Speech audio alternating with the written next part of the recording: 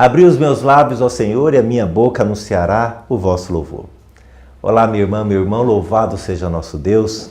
Que alegria estarmos iniciando o programa Vivendo a Palavra com Francisco Júnior nesse dia importante, dia do trabalho. E oração não é trabalho, mas é importante lembrarmos que ela deve ser vivida e experimentada diariamente. Por isso vamos iniciar o nosso programa em nome do Pai, do Filho e do Espírito Santo. Amém. E mesmo que hoje seja feriado, é dia de louvar a Deus. Vamos apresentar ao Senhor por intercessão, por intermédio de nossa Mãe Maria Santíssima, todas as nossas intenções de forma especial, clamar pelas pessoas que sofrem, pelas pessoas que estão distantes de Deus nesse dia.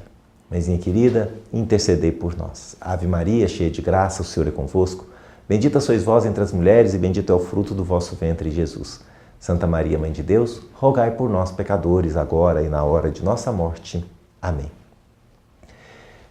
Rezemos juntos o ato de contrição de hoje. Ó Deus Criador do Universo, que destes aos homens a lei do trabalho, concedei-nos pelo exemplo e proteção de São José, cumprir as nossas tarefas e alcançar os prêmios prometidos. Amém.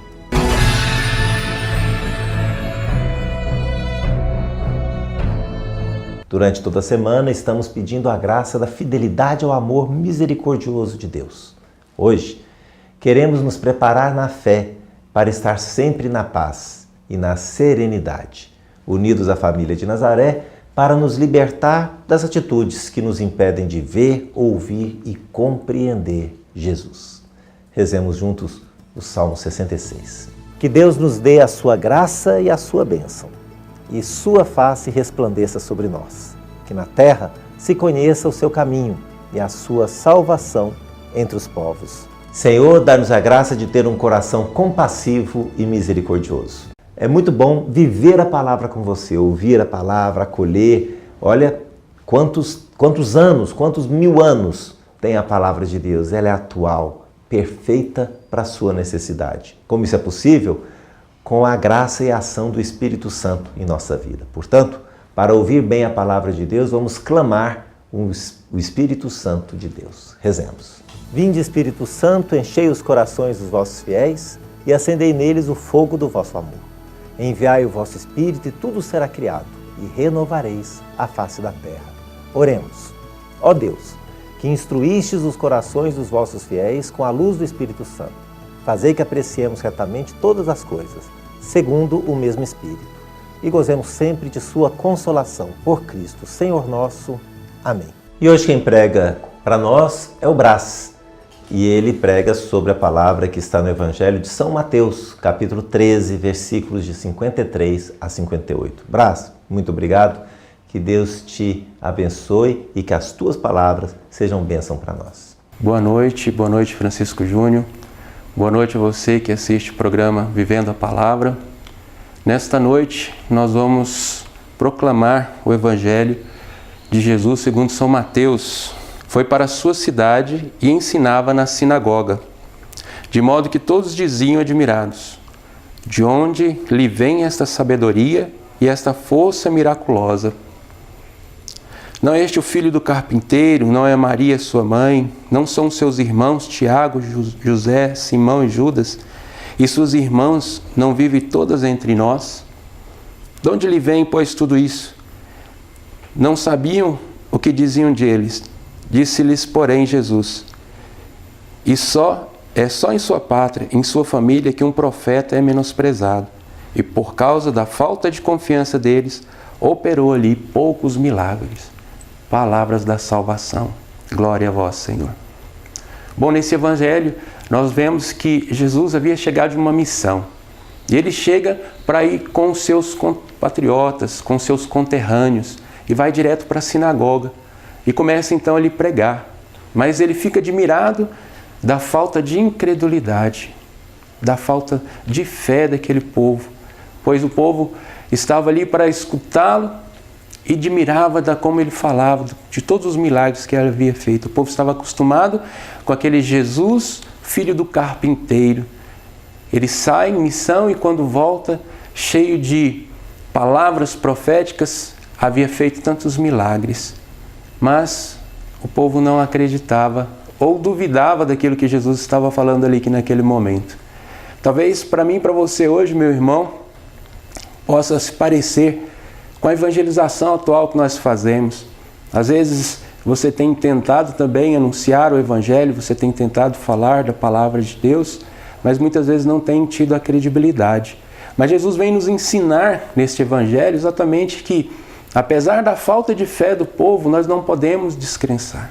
Nós não podemos desesperar, porque mesmo tendo pouca fé aquele povo, o povo ainda fez milagres naquele povo. Pouco, mas fizeram. O que precisa é que cada dia mais a gente possa ir e anunciar. Mesmo que as pessoas possam não estar acreditando. Porque temos que insistir. Jesus, ele insistiu e foi até a cruz, até o final. Nós sabemos que ele hoje é o nosso Senhor e Salvador. Talvez naquele momento as pessoas não o soubessem, mas ele insistiu e com certeza muitos depois puderam crer nele. E é preciso que nós tenhamos fé, e fé expectante, fé que vai fazer com que outros irmãos, num primeiro momento talvez nem dê tanta credibilidade, mas que depois vai reconhecer.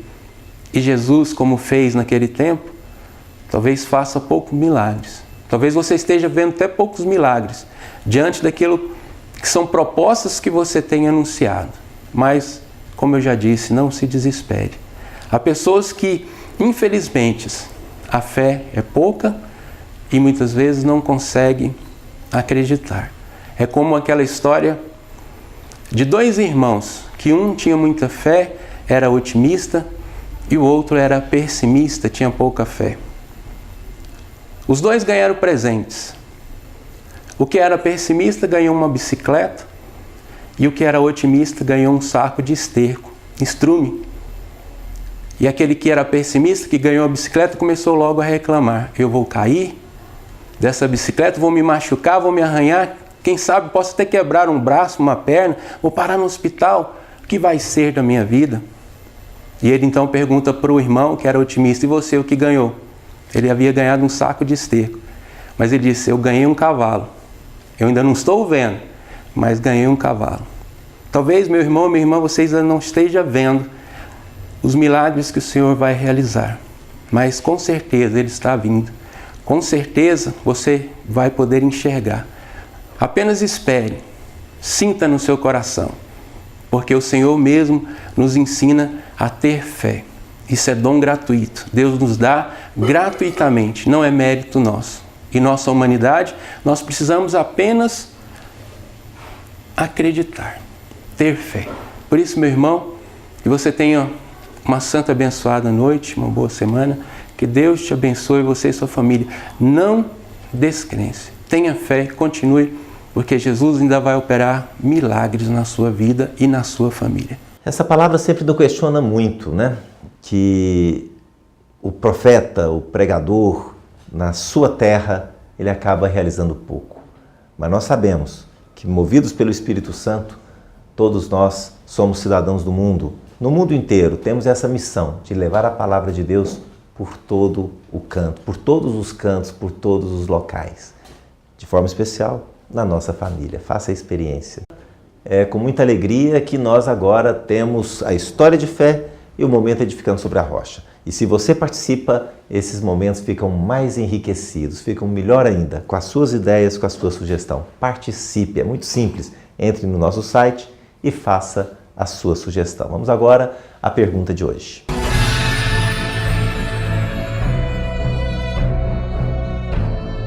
E hoje, no momento Edificando sobre a Rocha, nós acolhemos a Maiana, do setor Vila Nova, que pergunta o seguinte. Francisco Júnior, é certo fazer a bênção das flores no tempo da Páscoa?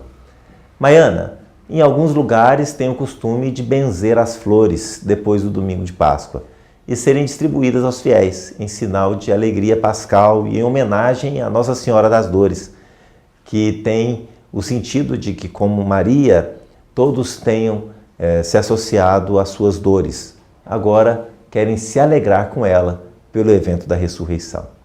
Você pode conhecer um pouco mais essa devoção buscando o Diretório sobre a Piedade Popular na página 130.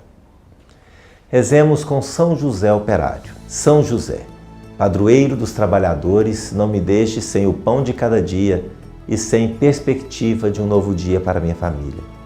Protege as nossas famílias para que não se deixem vencer pelo medo, pela violência e pela falta de trabalho.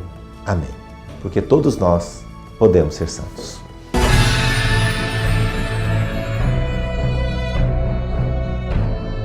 A história de fé de hoje ela é bem interessante. Conta que um rei que gostava muito daquelas caçadas que se faz com aves, com falcões, cães perdigueiro, era o hobby preferido do reino, principalmente no período entre guerras. E ele então ganhou de um príncipe 2 filhotes de falcão, que ele ficou encantado com eles, chamou o cuidador das aves e disse que queria um treinamento especial para aquelas 2 aves. Passado alguns meses, o chefe da falcoaria chegou até o rei e lhe disse assim, que uma das aves já estava pronta para caçar, que ele já podia experimentar, mas a outra ele não conseguira fazer voar, que ela estava no galho, que ele colocou lá onde eles deixavam os falcões, e que ela nunca quis voar, que ele nunca conseguiu fazer voá-la, que até para comer era difícil, que eles tinham que levar a comida até o pequeno falcão. O rei então ficou muito impressionado com aquilo e baixou um decreto dizendo que recompensaria muito bem aquele súdito ou príncipe ou quem quer que fosse que fizesse o seu falcão, a sua bela ave voar. E ele percebia ao longe pela janela do quarto o galho em que o falcão estava.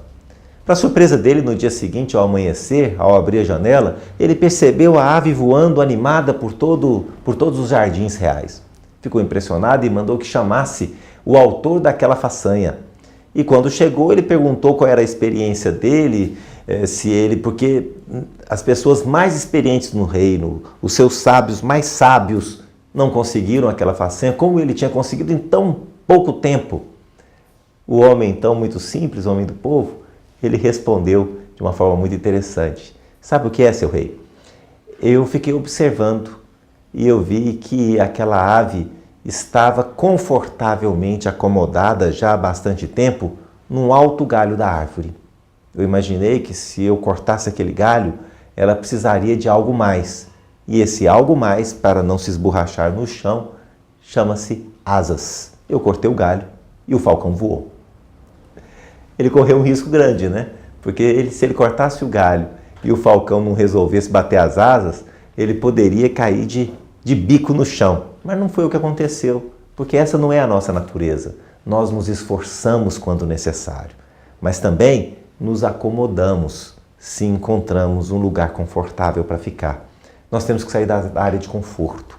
Você já deve ter ouvido essa expressão, mas nós relutamos em fazer isso.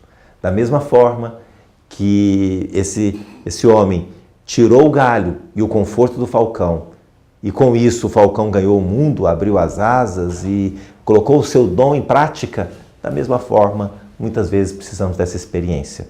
Quando alguém lhe cortar o galho, não fique com raiva dele não. Não perca tempo com isso. Abra as asas e voe. Salvai-nos, Senhor, quando velamos, guardai-nos também quando dormimos. Nossa mente vigie com Cristo, nosso corpo repouse em sua paz. Fique com Deus, em nome do Pai, do Filho e do Espírito Santo.